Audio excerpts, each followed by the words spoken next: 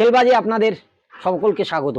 আপনাদের সঙ্গে রয়েছি আমি সুদীপ্ত, আর আমার সঙ্গে যিনি রয়েছেন তার পরিচয় আর ফুটবল প্রেমীদের কাছে নতুন করে দেওয়ার কিছু নেই, সবাই জানেন তিনি কে। হ্যাঁ, ঠিকই ধরেছেন, একটা সময় লাল হলুদ জার্সি গায়ে ময়দান কাঁপানো এক ডিফেন্ডার, বাঙালি ডিফেন্ডার অর্ণব মণ্ডল। শুধু ক্লাব ফুটবলেই নয়, জাতীয় দলেও সুনামের সঙ্গে খেলেছেন এই অর্ণব। চলুন আজকে খেলবাজের পর্দায় খোলাখুলি কিছু আড্ডা দিই অর্ণবের সঙ্গে। অর্ণব, খেলবাজি তোমাকে প্রথমে স্বাগত জানাচ্ছি। আচ্ছা, ছোটবেলা থেকে তুমি কবে থেকে ফুটবলে পার্ট নেওয়া শুরু করো এবং ছোটবেলায়, এবং তোমার প্রথম শিক্ষাগুরু কে ছিলেন? ওরম ভাবে বললে অ্যাকচুয়ালি মাঠে যেমন ফুটবল খেলে ওরম ভাবেই খেলাটা ভালোবাসতাম। এবার আমাদের কাছে তো তখন খেলা ছাড়া আর কোনো বিনোদন ছিল না। একদমই তাই। মাঠে মাঠে চলে যাওয়া, স্কুল টাইমে যখন হাফ টাইম হতো বল নিয়ে চলে যাওয়া। তো আমি ফার্স্ট স্কুল ডিস্ট্রিক্ট খেলি, সেখান থেকেই বলতে পারা যায় লেখে যে স্কুল ডিস্ট্রিক্ট হতো না বিভিন্ন স্কুলে, ওটাই স্কুল ডিস্ট্রিক্ট খেলতাম। তো ওখান থেকেই তারপর কলকাতা মাঠে আমি ট্রায়ালে আসি, সুপারম্যান ক্লাবে আসি ট্রায়ালে। তো 2-3 মাস খেলেছিলাম, তারপর অতটা আমি সময় পাইনি বলতে পারেন, কারণ স্কুলের একটা চাপ ছিল পড়াশোনার, যেটা হয় একটা মিডল ক্লাস ফ্যামিলিতে ওরমভাবে। তো সেকেন্ডলি আমি ওখান থেকে কিছুদিন পরে যখন আমি স্কুল থেকে কলেজের পা দিচ্ছি, ওই টাইমে আমি ইউনিভার্সিটি টিমে আমি ট্রায়াল দিই। তো একটা ট্রায়াল থেকে আমার কালীঘাট মিলন সঙ্গে যে কর্মকর্তা ষষ্ঠীদা, উনি আমাকে দেখে পছন্দ করে নেন কালীঘাট মিলন সংঘ। তো ওখান থেকে এইভাবেই আমার উত্থান। তারপর কালীঘাট মিলন সংঘ, তারপরে পরের মরশুম আমি আসি, 2টো মরশুম কাটিয়ে তারপর আসি খিদিরপুর ক্লাব। ওই স্কুলে আমার পার্থ ব্যানার্জি স্যার বলে একজন ছিলেন, যিনি আমার খুব হেল্প করেছিলেন ফুটবল খেলতে। তো ওনার অবদান আমি ভুলবো না। তারপরে যদি বলেন কি শিক্ষাগুরু, দেখুন যারা আমার কোচিং ক্যারিয়ারে আমি যাদের কাছ থেকে আমি শিক্ষা পেয়েছি, সবাই কিছু না কিছু আমি সবার থেকে পেয়েছি, তাই সবাই আমার কাছে কোনো না কোনো ক্ষেত্রে গুরু। কিন্তু তারপরে আমি যদি বলি পার্থ ব্যানার্জি স্যারের পরে যার নাম বলাটা খুব ভুল হবে, সেটা হচ্ছে অমিতাভ ঘোষ। বাটায় যিনি প্র্যাকটিস করেন, অমিতাভ স্যার আমাদের প্র্যাকটিস করেছি। এবং ছোটোবেলায় যে বেসিক বলুন বা অ্যাথলেটিক সব কিছুই, যে ফুটবলের যে নিয়ম কানুন সব কিছু, যে টেকনিক্যাল সব কিছু কিন্তু ওনার থেকে আমি ছোটোবেলায় শিখেছি। তারপর তোমার ওখান থেকে ইউনাইটেডে আসা, এবং ইউনাইটেডই তোমাকে কলকাতা ময়দানে মোটামুটি অর্ণব মণ্ডল ভাবে প্রতিষ্ঠিত করেছে, কি বলবে তুমি? হ্যাঁ, যেমন খিদিরপুরে পাই মহাবাডান এসেছিলাম, তখন অমিতাভ স্যার করছিলেন। তারপরে কৃষ্ণেন্দু রায়, আচ্ছা, ওদের বান্টুদা। হ্যাঁ, ওনার আন্ডারে আমি 1 বছর খেলেছিলাম। আচ্ছা, তো ওনার কাছে খেলার পর কি হলো, আমি ওখান থেকে সন্তোষ ট্রফি করলাম এবং তারপর আমি ইউনাইটেড স্পোর্টসে এলাম। হ্যাঁ, এটা বলতে পারা যায় ইউনাইটেড স্পোর্টস থেকেই যে বড় ক্লাবে খেলা বা প্রফেশনালি কিভাবে ফুটবল খেলে, ওইটার মধ্যে আমি ঢুকে গেলাম। কারণ আরো ভালো ভালো প্লেয়ারদের পেলাম। ওখানকার পরিকাঠামো বলুন, পরিবেশটা ভালো ছিল ফুটবলের জন্য, আলাদা ছিল। নবাবদা আমাকে খুব হেল্প করেছিল। ইউনাইটেড থেকে তোমার ইস্ট বেঙ্গলে আসা, কিন্তু সেই সময় ময়দানে একটা মানে গল্প উঠেছিল যে অর্ণবের প্রথম পছন্দ নাকি মোহনবাগান ছিল, কিন্তু ইস্ট বেঙ্গল কিভাবে মাঝপথে ঢুকে গেল, সেই গল্পটা যদি একটু বলো। না, আমি ইউনাইটেড থেকে 2011 তখন আমি ইন্ডিয়া টিম ডাক পেলাম। তখন আমি দুবাইতে ছিলাম, ওখানে কোচ, তখন ইন্ডিয়া টিমের কোচ ছিলেন সাবিও মেটেরা। তো ওইখানে আমার সঙ্গে কিছু কথা হয়েছিল। কিন্তু দেখুন 2011 যে মরশুমটার কথা বলছি, তখন কিন্তু ভারতবর্ষে 1 নম্বর টিম ইস্ট বেঙ্গল, মর্গানপুর। তো আমার কিন্তু প্রথম পছন্দ ছিল ইস্ট বেঙ্গল। যদি আমি জানি না যে আমার কোন টিম কি অফার করবে, আমার পছন্দ ছিল ওই টিমে যদি খেলি, কারণ ওই টিমে ভালো ভালো তখন প্লেয়াররা ছিল, ভালো রেজাল্ট করছে। তো সবারই স্বপ্ন থাকে বড় টিমে যাওয়া, আমারও ছিল। তো আমি যখন 2টো টিমের অফার পেয়েছিলাম, ইস্ট বেঙ্গল অফারটা এখন আগে পাই। তারপরে মোহনবাগানের অফার আমি কথা বলেছিল, কিন্তু ইস্ট বেঙ্গলটাকে আমি চুজ করেছিলাম। সে আর্থিক দিক দিয়ে বলুন বা পছন্দের দিক দিয়ে আমার ওই ক্লাবটাকে পছন্দ হয়েছিল, তা আমি ওই জন্য গেছিলাম। ইস্ট বেঙ্গলে এসে প্রথম বড় ক্লাব তোমার জীবনের, এবং ইস্ট বেঙ্গল একটা হেভি ওয়েটেড ক্লাব, সেই ক্লাবে এসে এবং প্রথম থেকেই তুমি মানে প্রথম একাদশের নিয়মিত একটা নির্ভরযোগ্য সৈনিক হয়ে উঠেছিলে রক্ষণে। এটা কিভাবে সম্ভব হলো যদি একটু বলো। না, এটা আরো একটু সুবিধা হয়েছে কি, যেহেতু আমি কলকাতা খেলে বড় হয়েছি, কলকাতা মাঠে খেলে বড় হয়েছে, এবং ইস্টবেঙ্গলকে আমি তার আগে 3-4 বছর ফেস করেছি। হ্যাঁ, যেহেতু ইস্টবেঙ্গলকে ফেস করেছি, আমি দেখেছি। তো এমন নয় যে নতুনভাবে, হ্যাঁ এটা একটা কঠিন ছিল যে মর্গ্যান নতুন কোচ, তার নতুনভাবে তার সেট আপে গিয়ে সেট করা, তার টিমে প্রথম একাদশে জায়গা করে নেওয়া, এটা কঠিন ছিল।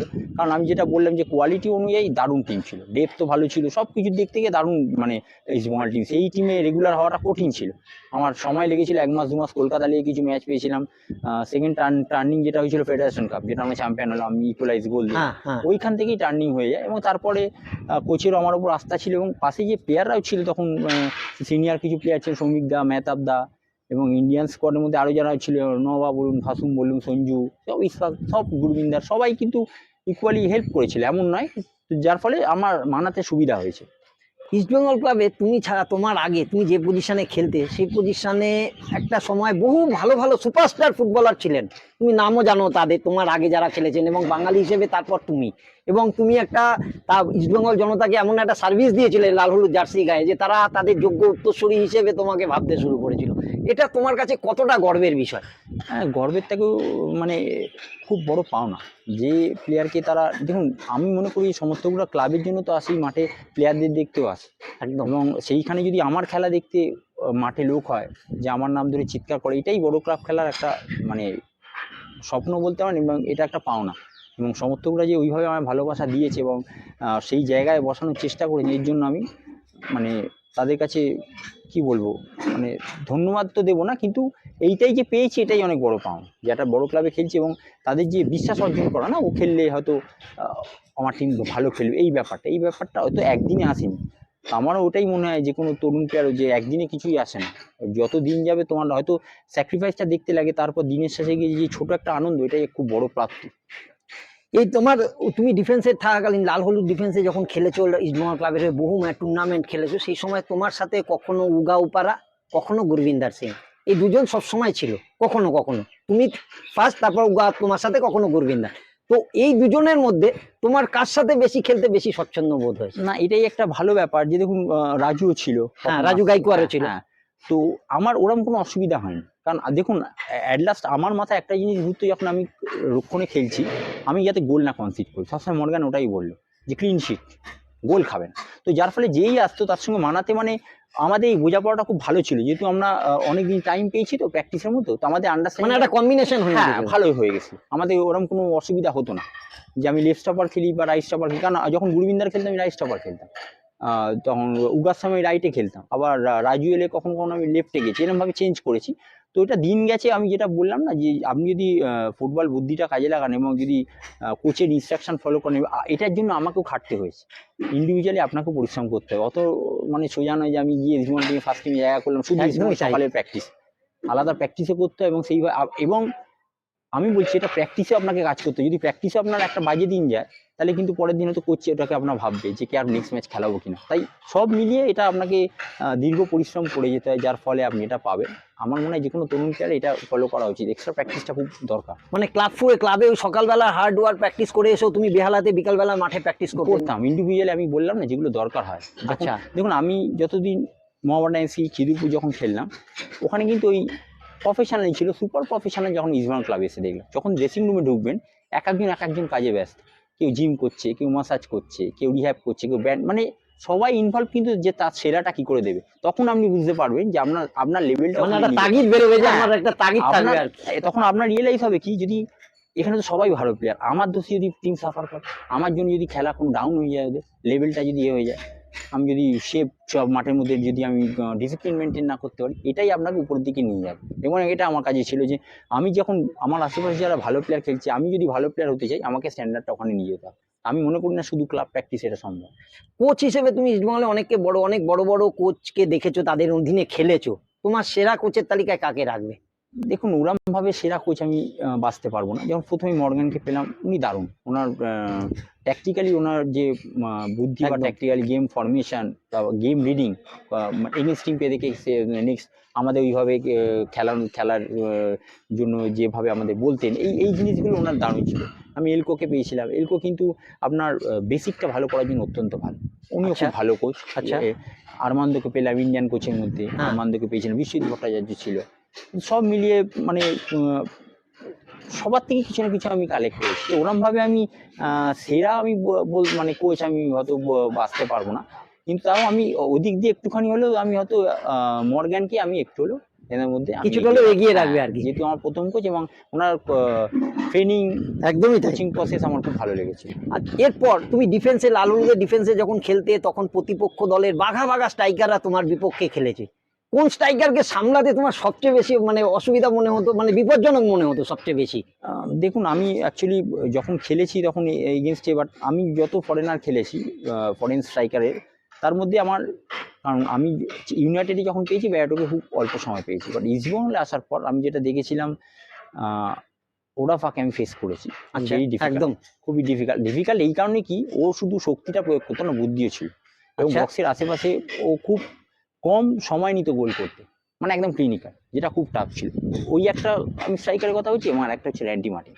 আচ্ছা, র্যান্টি একদম ওর মতো সুযোগ সন্ধানী স্ট্রাইকার আমি খুব কম দেখেছি বক্সের মধ্যে। কি ফুট বলুন কি হেড বলুন, কমপ্লিট স্ট্রাইকার র্যান্টি আমি বলবো, এতে কমপ্লিট স্ট্রাইকার। এছাড়াও ইয়াকুবু ছিল, কিন্তু এগেনস্টে আমি ওরাফা র্যান্টিকে আমি রাখবো, খুব একদম বিপজ্জনক স্ট্রাইকার। একদমই তাই। আচ্ছা, এরপর অনবাসী যেটা, সেটা হচ্ছে তুমি ইস্টবেঙ্গলের প্রফেসর যখন খেলেছিল, তারপর যখন টপ টাইমে খেলছিলে, সে সময় তোমার থেকে যখন তোমরা খেলোয়াড় মানে জীবন ছেড়ে দিলে, প্রত্যেকটা খেলোয়াড়ের স্মৃতি একটা বেনিফিট ম্যাচ হয়। ইস্টবেঙ্গল ক্লাব সেরকম কিছু করেনি, তোমরা হয়তো লাস্ট ম্যাচ খেলেছো, এটা নিয়ে কি কোনো আফসোস আছে তোমার? না, আমি কোনো আফসোস নেই, কেন ওইভাবে আমি তো রিটায়ারমেন্ট নিইনি, এবং ওইভাবে কোনো প্লেয়ারের জন্য ক্লাব করেনি, মানে বলবো না, হয়তো এই রীতিটা নেই, যার জন্য হয়তো করে উঠতে পারিনি, কিন্তু এই জন্য আমার কোনো আফসোস নেই। কারণ ইস্টবেঙ্গল ক্লাব যখন ইস্টবেঙ্গল ক্লাব যখন এটিকে ছিল, ওই সময় ক্লাব আমাকে হেল্প করেছিল, কারণ এটিকে তো খেললাম সবসময়, কিন্তু ক্লাব আমাদের পাশে ছিল, এরকম না। আচ্ছা, যে কোনো দুঃসময় পাশে ছিল একদম। সব দিক দিয়ে, যেমন আমরাও ক্লাবকে দিয়েছি, ক্লাবও আমাদের দিয়েছে, এটা বলবো। এখন অব্দি যদি আমরা ক্লাবে যাই, আমাদের জন্য মাঠ, জিম হ্যাঁ, সেটা তো 24 একদম ঘন্টা দেখে। অ্যাভেলেবেল, সব প্লেয়াররা অনেকে প্র্যাকটিস করছে, এটা খুব বড় পাওনা। মানে এরপর আসছি, জীবনে বহু ডার্বি ম্যাচ খেলেছো, কোন ম্যাচটাকে তুমি সেরা ডার্বি বলে মনে করবে? শিলিগুড়িতে খেলেছিলাম, যেটা 2-1 হয়েছিল। আপনার হ্যাঁ 2-1, যে আমাদের ওদের যে একটা পেনাল্টি মিস করেছিল, আচ্ছা, ওই ম্যাচটা আমি এখনো মনে আছে। আমরা 2 গোলে জিতছিলাম, লাস্টে আপনার যে একটা পেনাল্টি মিস করলো ওদের, নইলে 2-2 হয়ে যেত। লুইস ভ্যাটো তখন ছিল। তো আচ্ছা, তখন আমাদের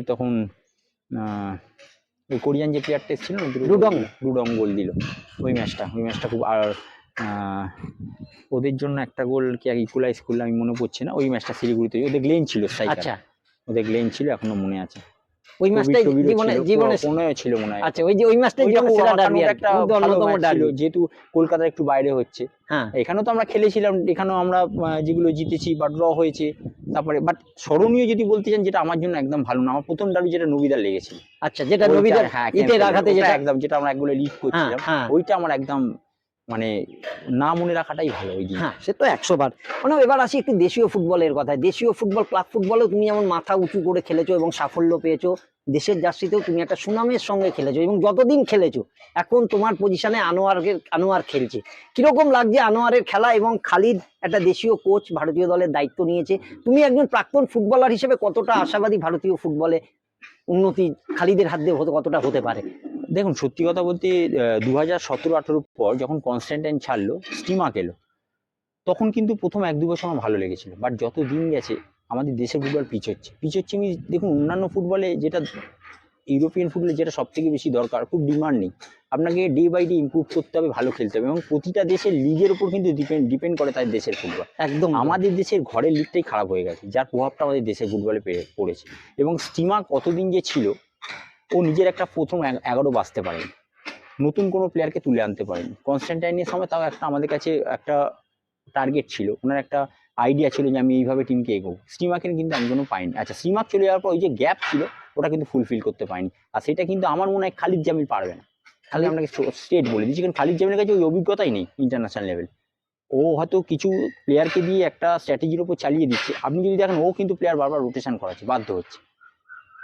তা আমার মনে হয় এই দিকটা আমাদের ভারতের যারা এআইএফএফে যারা আছে বডিতে, তাদের ভাবা উচিত আমার দেশের ফুটবলটা কি করে ইমপ্রুভ করবো। প্রথম ফার্স্ট 3-4টে টুর্নামেন্ট কন্টিনিউ করো, প্লেয়ারদের 40-50 ম্যাচেস দাও, নাহলে অনেক প্লেয়ার মিস ইউজ হচ্ছে, যাদের মানে ব্যবহারই পাচ্ছে না, যারা সুযোগই পাচ্ছে পাবে কোথায়, ম্যাচ কোথায়, ওই জন্য পাচ্ছে না। তো আমার মনে হয় এই দিক থেকে দেখতে গেলে এখন অব্দি হয়তো আমরা যেহেতু দেশের হয়ে খেলেছি, আমরা বলবো হ্যাঁ ভালো, কিন্তু এখন কিন্তু ওই টাইমটা চলে এসেছে যে সত্যি কথা বল, অন্যান্য কান্ট্রি কিন্তু অনেক এগিয়ে গেছে, সেই দিক থেকে ভারত অনেকটা পিছিয়ে পড়েছে। আর এই জায়গায় যেতে হলে আমার মনে হয় আরেকটু সাহসী পদক্ষেপ নেওয়া উচিত। এবং দেখুন, হয়তো বলবে যে তুমি দেশীয় ছেলে, দেশীয় কোচের এগেন্স্টে বলছো, যেটা পারবে না আমি ওটা দেখেছি, খালিদ জামিলের আন্ডারেও আমি খেলেছি। আমার মনে হয় না যে এই সময়টা ঠিক। হয়তো ফেডারেশন ভেবেছে, কিন্তু আমার মনে হয় আরেকটু ভালো কোচকে, আমি বলছি না যে বিদেশি কোচকেই আনতে হবে, দেশীয় আরেকটু ভালো কোচকে দেওয়া উচিত, যার ট্যাকটিক্যালি আরো ভালো। আনোয়ারের সম্বন্ধে একটু কিছু বলো। আনোয়ারকে কিরকম লাগছে? আনোয়ার এখন তোমার পজিশনে খেলে একটা দেশের একটা জায়গায় যাচ্ছে, এবং সবাই, তোমার লালহুলু জনতাও ভাবছে আমরা দ্বিতীয় অর্ণবকে পেয়েছি, এরকম একটা বিশ্বাস শোনা যায়। দেখুন, আমি ওরম ভাবে কোনো বিচার করা যায় না যে আমি চাইবো না, আমি চাইবো আমার থেকে অনেক ভালো খেলবে। কারণ ওকে আমি যতটা দেখেছি ওকে পৈলান থেকে দেখেছি যখন ছিল আন্ডার আচ্ছা। যে টিমটা, তখন আমার ওকে ভালো লেগেছিল, গিলকেও খুব ভালো লেগেছে বলে। আচ্ছা। এছাড়া জিকসানো অনেক যখন হ্যাঁ, আই তখন লিগ ওরা ছিল না, হ্যাঁ, হ্যাঁ, তখন তো আমরা খেলেছি। হ্যাঁ। তখন ওদের এই আরেকটা স্ট্রাইকারও খেলতো তখন, অনিকেত বলে একটা স্ট্রাইকার ছিল। অনিকেত বলে একটা স্ট্রাইকার ছিল, ও হ্যাঁ। এই সব গ্রুপগুলোতে খুব ভালো। এবং আনোয়ারের সব থেকে যেটা বলে হচ্ছে ও বলের সাথে খুবই ঠান্ডা মাথায় নিয়ন্ত্রণ করে, খুব কুল কাম, বল ডিস্ট্রিবিউশন অত্যন্ত ভালো বলে। এই ওর কিন্তু খুব ফিউচার ব্রাইট আমার মনে হয়। এবং যেহেতু ইস্টবেঙ্গল জার্সিতে ও পরীক্ষিত হয়ে গেছে, মোহনবাগান জার্সিতে পড়েছে, তো আশা করবো যে ও আরো সার্ভিস দেবে এবং আরো ভালো ফুটবল খেলবে। একদমই। লাস্ট প্রশ্ন তোমার খেলোয়াড় জীবনের এইসব বিষয় নিয়ে, তুমি ভবিষ্যতে খেলা ছেড়ে দিয়েছো, এখন তোমার ভবিষ্যতে কি পরিকল্পনা রয়েছে? কোচিং এ আসবে নাকি না অন্য কিছু ভাবছো? না, এখনো ওরকম কোনো পরিকল্পনা নেই যে কোচিংয়ে আসবো, কারণ আমি একটু হলে আমার কোচিং করতে গেলে আমি মনে করি সময় দিতে হবে, যে সময়টা আমি যখন দিতে পারবো তখনই নিশ্চয়ই আমি সেটা নিয়ে ভাবনা চিন্তা করবো কোচিংয়ে আসা। অর্ণব, তুমি এটিকেতে থাকাকালীন মলিনা এবং হাবাস দুজনেকে খুব কাছ থেকে পেয়েছো এবং তাদের তত্ত্বাবধানে ফুটবল খেলেছো, তা সেই রকম কিরকম ভাবে তোমরা হাবাস এবং মলিনার গাইডেন্সটা তুমি কিভাবে পেয়েছিলে যদি একটু বলো? দেখো, হাওয়াস খুব ডিসিপ্লিন, খুব নিয়ম মেনে চলা একটা কোচ, যে তোমাকে মাঠের ভিতর যদি কাজ না করো তোমাকে অ্যালাউ করবে না। আচ্ছা। কাজ মানে মাঠের মধ্যে ডিসিপ্লিন, যেটা আচ্ছা। সে তুমি যত ভালোই প্লেয়ার হোক। এবং এটা আমাকে হেল্প করেছে, কারণ আমি তো মনে করি আমি একটু বলতে পারো পরিশ্রমী ফুটবলার। আমার জন্য বল, তুমি যদি ওয়ার্ক করো এবং তুমি যদি এই মরশুম ভালো খেলো, নেক্সট মরশুম হয়তো তোমায় চিনবে না যতক্ষণ না তুমি ভালো ফুটবল খেলছো। এরমই কোচ। আচ্ছা। তো হাওয়াসকে আমার দারুণ লাগে, ও ট্যাকটিক্যালি অত্যন্ত ভালো। হ্যাঁ, মানে শুধু যে মানে অনেক রকম সিস্টেম, সে থ্রোইং থেকে শুরু করে কোনো সেট পিস ফাউল সব কিছু মিলিয়ে একটা দারুণ। ওনার কোচিং আন্ডারে খেলে আমি অনেক কিছু শিখতে পেরেছি। হ্যাঁ, ওনার দর্শন, ফুটবল বুদ্ধি অত্যন্ত ভালো। আর মলিনা খুব ফ্লেক্সিবল, ওনার কাছে এরম না, উনি খুব প্লেয়ার রোটেশন করাতে ভালোবাসে, উনি খুব ফ্লেক্সিবল, প্লেয়ারদের খুব আরামে রাখে, কমফোর্টেবল রাখে এবং খুব ভালো। ওনারও গেম রিডিং এবং ওনার টিমে কী স্ট্রেংথ আছে সেই অনুযায়ী খেলানো, অপোনেন্ট টিমকে জাজ করা, এগুলো খুব ভালো। নইলে আমরা সেমিফাইনাল খেলেছি, খুব কম টিম হবে যে একসাথে 9টা প্লেয়ার চেঞ্জ হ্যাঁ। করবে, উনি কিন্তু করেছিলেন। একদম করেছিলেন এই জন্যই, কারণ তার আগে কিন্তু যে প্লেয়ারগুলো চেঞ্জ হয়েছে তারা অলরেডি 5-6টা ম্যাচ খেলেছিল, এমন না যে নতুন নামি যে রোটেশন করেছে। দুটো কোচই খুবই ভালো, মলিনা এবং হাওয়াস। আমরা দুজনকেই তুমি 50-50 নাম্বার দিতে চাইছো? একদম আমি ইকুয়ালি রাখছি, কারণ ওই লেভেলে যেখানে টেকনিক্যাল ডাইরেক্টর ছিল মলিনা সেদিক থেকে, এবং হাওয়াস তো যথেষ্ট ভালোভাবে আমাদের কলকাতার পরিবেশ বা কলকাতাটাকে খুব ভালোভাবে চিনে গেছেন। এবং দুটো কোচকেই আমি ইকুয়ালি রাখতে চাই, সমান রাখতে চাই। ধন্যবাদ। আপনারা শুনলেন অর্ণবের কাছ থেকে, আমরা নানা কাহিনী শুনে নিলাম, ও ছোটবেলা কিভাবে ফুটবল খেললো এবং ফুটবল থেকে ময়দান থেকে ইস্টবেঙ্গল, তারপর ইন্ডিয়ার জার্সি গায়ে, তারপর এটিকে তো মাঝে খেলেছিল, সেই গল্পই অর্ণব আমাদের সামনে একটু করলো। আপনারা দেখতে থাকুন খেলবাজ, এবং খেলবাজের আরো নানা রকম খবর দেখতে আপনারা আমাদের ভিডিওতে চোখ রাখবেন। ধন্যবাদ।